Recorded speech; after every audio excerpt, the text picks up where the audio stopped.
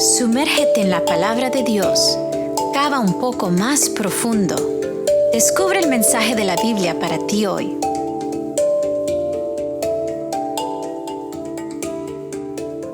Hola amigos, bienvenidos a Profundizar. Estoy contento en este día de poder compartir con ustedes una vez más de la palabra del Señor.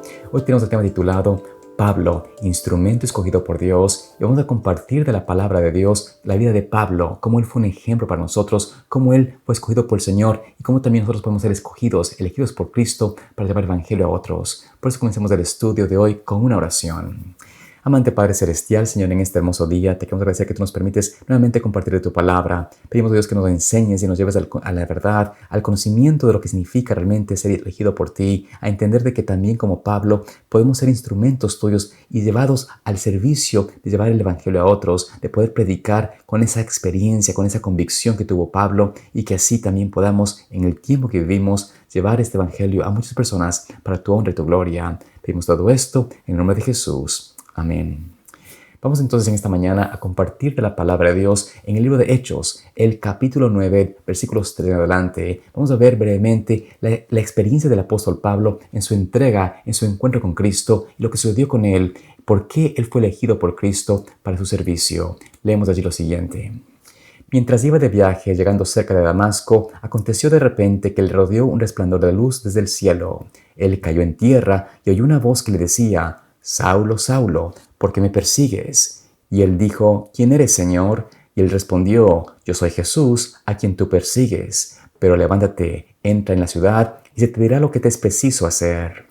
Así vemos como entonces Saulo, quien tenía una misión de persecución, de destrucción, quien llevaba cartas de los principales sacerdotes para poder tener la certificación, la autorización de destruir, de perseguir a los creyentes en Cristo, tenía esa misión de persecución y de destrucción cuando se encuentra con alguien, porque alguien salió a su encuentro. Fue y se encontró con Saulo mientras iba en camino a Damasco. Este era Jesús. Jesús se acercó a él, resplandeció en una luz más grande que la luz del sol, y por eso Saulo cae a tierra. Allí, desde la tierra, escucha la voz de Cristo que le dice: Saulo, Saulo, ¿por qué me persigues? Entonces quedó Saulo confundido, no sabía quién era este ser divino, y por eso responde y dice: ¿Quién eres tú, Señor?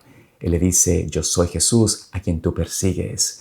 Pero levántate y vete a la ciudad y se te dirá lo que tienes que hacer. Allí vemos que Jesús tenía un plan para él, un proyecto especial, algo que Dios quería que él haga. Y por eso, aunque quedó ciego, fue de la mano hasta la ciudad y entró a la ciudad y permaneció allí por 3 días en la casa de una persona llamada Judas. Así notamos de que Saulo estaba realmente encontrado con Cristo, pero no se quedó en la oscuridad de la ceguera sin hacer nada. Él realmente empezó a meditar en la palabra de Dios, empezó a meditar en la profecía que él había entendido o pensaba que había entendido, había estudiado, había recordado, había atesorado en su corazón. Y por eso en la oscuridad, en las tinieblas que no podían ver, él empezó realmente a darse cuenta de su error, empezó a recordar cómo la profecía testificaba del Mesías y hablaba de que vendría aquel que redimiría al mundo. Por eso ahora él estaba convencido, estaba realmente en un sentido de aflicción porque se daba cuenta de que su pecado era grande. Él había ido en contra del Hijo de Dios. Pero notemos cómo el Señor no lo deja en esa condición, sino que envía a alguien especial. Leamos como en Hechos capítulo 9, versículos 10 en adelante, cómo el Señor envía a alguien para ayudar a Saulo a transformarse en alguien diferente. Leemos allí. Había cierto discípulo en Damasco llamado Ananías, y el Señor le dijo en visión: Ananías. Él respondió: heme aquí, Señor. El Señor le dijo: levántate, ve a la calle que se llama La Derecha y busca en casa de Judas a uno llamado Saulo de Tarso, porque he aquí él está orando. Y en una visión ha visto a un hombre llamado Ananías que entra y le pone las manos encima para que recobre la vista. Entonces Ananías respondió: Señor, he oído a muchos hablar acerca de este hombre y de cuántos males ha hecho a tus santos en Jerusalén. Aún aquí tiene autoridad de parte de los principales sacerdotes para tomar presos a todos los que invocan tu nombre. Y le dijo el Señor: ve, porque este hombre me es un instrumento escogido para llevar mi nombre ante los gentiles, los reyes y los hijos de Israel, porque yo le mostraré cuánto le es necesario padecer por mi nombre. Entonces Ananías fue y entró en la casa, le puso las manos encima y dijo: Saulo, hermano, el Señor Jesús, que te apareció en el camino por donde venías, me ha enviado para que recuperes la vista y seas lleno del Espíritu Santo. De inmediato le cayó de los ojos algo como escamas y volvió a ver. Se levantó y fue bautizado. Y habiendo comido, recuperó las fuerzas. Saulo estuvo por algunos días con los discípulos que estaban en Damasco y enseguida predicaba a Jesús en las sinagogas diciendo: «Este es el Hijo de Dios». Aquí vemos como entonces Saulo, quien estaba realmente ciego, estaba pidiendo a Dios en oración perdón por sus pecados. Él estaba orando. Durante los 3 días de ceguera estuvo orando al Señor continuamente para que le diese perdón por sus pecados, para que pueda ser transformado, limpiado, renovado en su corazón, en su alma, en su ser. Él quería ser una nueva criatura. Él no quería continuar con esa vida de pecado. Él quería enmendar el error que había hecho. Por esto, en su corazón, en su mente, había solamente humillación y aflicción de corazón, aflicción de espíritu. Él no tenía deseo de tomar agua, ni beber, ni comer nada, ya que su corazón le decía que necesitaba ser realmente transformado. Él no quería continuar siendo un perseguidor más de los cristianos. Él quería ser transformado a un discípulo de Cristo, a un hermano del Señor Jesús. Y por esto, cuando el Señor estaba viendo esa aflicción de su corazón, en esa oración, Él le dice: «Voy a enviarte a Ananías». Y Ananías es entonces llamado por el Señor para llevar el evangelio de perdón, de amor y redención a través del bautismo, a través del amor sincero y fraternal, de darle nuevamente un saludo, un cariño, poner sus manos sobre él y darle la sanidad que necesitaba. Por esto el Señor le envía a Ananías. Ananías no entendía, estaba confundido porque no sabía cómo podía Dios usar a un hombre como Saulo, ese perseguidor de los creyentes. Pero Cristo le dice: «No te preocupes, porque este Saulo es instrumento escogido por mí. Yo voy a llevarlo a que predique a las naciones, a los gentiles, a los reyes y a los judíos también. Y también va a padecer mucho por mi nombre».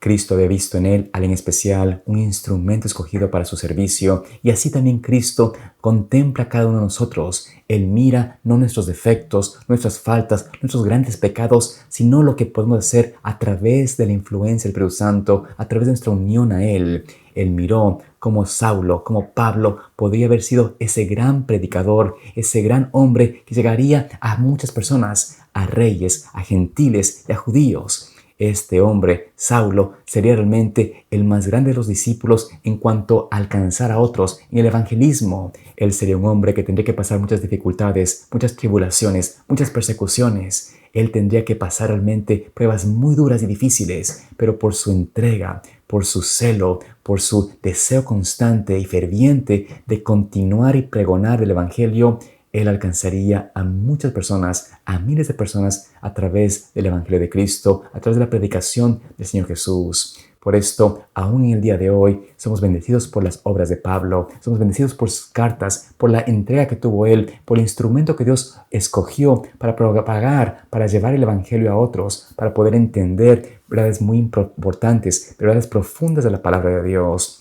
Así el Señor escoge a sus discípulos, escoge a sus hijos, escoge a sus instrumentos especiales para su obra, y así Dios quiere que nosotros seamos usados en su servicio. Podemos ser usados de una forma que Él mira y que es exclusiva para nosotros. Si tan solo podemos tener la experiencia, la fe, la certeza de creer en Cristo y de que su obra en nosotros puede ser mucho más grande de lo que nos imaginamos, si tan solo aprendemos a someternos a Él, a depender de Él, a desear de corazón, imitar y honrarle. El deseo del apóstol Pablo fue siempre servir al Señor, siempre poder ser usado para su servicio, siempre poder estar dispuesto y disponible para cualquier persona.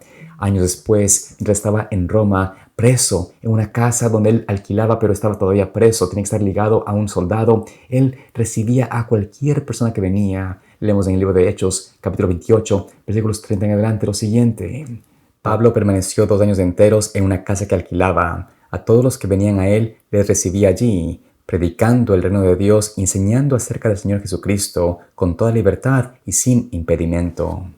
Así vemos como el apóstol Pablo estuvo predicando de la palabra de Dios toda su vida, enseñando a quien venía a él, compartiendo del amor de Dios, de la justicia de Cristo, y enseñando la verdad de la palabra de Dios, de la profecía bíblica sobre Jesucristo. Así el apóstol Pablo fue un instrumento realmente escogido por Cristo y que llevó el evangelio, la verdad, a muchas personas. Pero además de esto, nos da un ejemplo a nosotros también a seguir. Nos muestra de que podemos también ser instrumentos de Cristo de una forma mucho más grande de la que nos imaginamos. Porque si nosotros realmente nos aferramos de Cristo, si aceptamos el llamado de Cristo, entenderemos que nuestra vida tiene un propósito, una dimensión mucho más abarcante, mucho más grande de lo que nos podemos imaginar.